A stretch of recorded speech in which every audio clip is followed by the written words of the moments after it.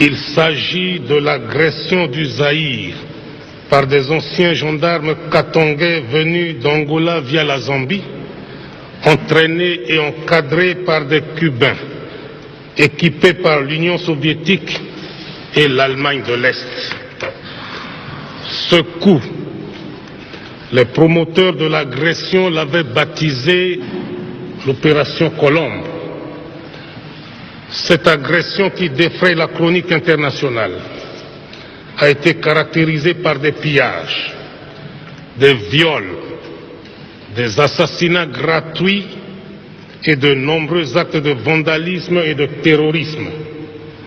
Agression dont le soi-disant Front National de Libération du Congo, établi à Bruxelles, a revendiqué la responsabilité. Ce qui veut dire que seuls les auteurs de cette agression sont responsables de l'assassinat collectif des centaines d'expatriés et des milliers de Zaïrois innocents. Nous avons eu affaire à des bandits, à des gangsters. L'armée zaïroise n'a pas eu en face d'elle une armée organisée qui a envahi le pays, mais nous avons eu affaire à des tueurs qui se sont infiltrés.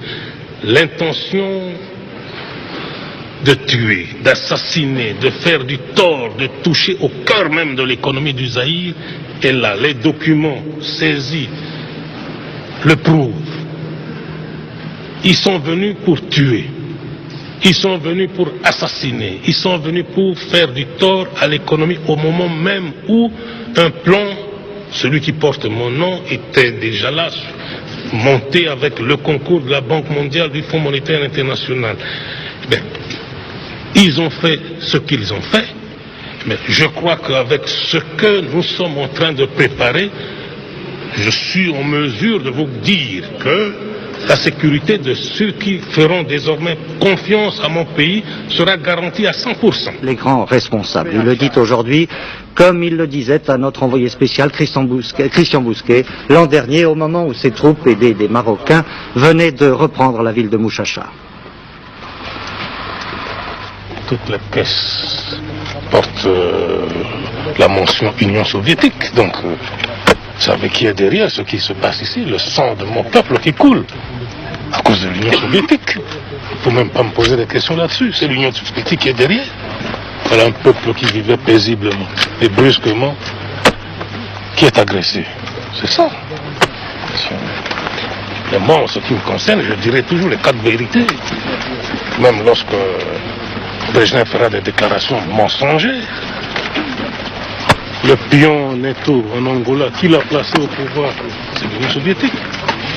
Retirer aujourd'hui les Cubains et les autres mercenaires qui sont en Angola. Ben, tout s'écroule. C'est fini. Plus de pouvoir. Mesure elle-même d'assurer le contrôle de la situation. Il s'agit bien sûr, ces autorités légales, des forces du Zaïre. Je cite encore le communiqué de l'Élysée de cet après-midi parce qu'il apporte une précision importante, mais qui n'est pas tout à fait en accord avec ce que disent les autorités belges. Toutes les informations nécessaires ont été données au gouvernement concerné, et notamment au gouvernement belge, avec lequel une liaison constante est maintenue. Ce communiqué est tombé dans le milieu de l'après-midi, mais la nouvelle de l'intervention française à Kolwezi a été... Les parachutistes zaïrois, largués hier sur Kolwezi, ont réussi à dégager l'aéroport. Nous volons à l'instant même à bord d'un C-130 Hercules, piloté par le général Mobutu lui-même, qui se rend sur place à Kolwezi, là où les combats font rage. Monsieur le Président, quelle est la situation militaire actuellement à Kolwezi?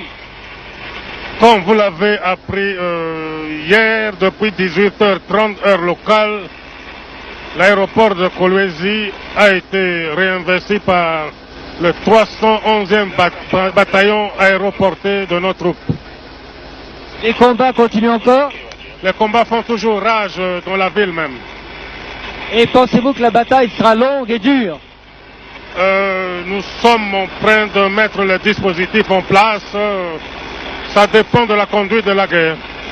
Mon général, une dernière question. Il y a tout de même 4000 Européens qui sont retenus en otage par les Katangais.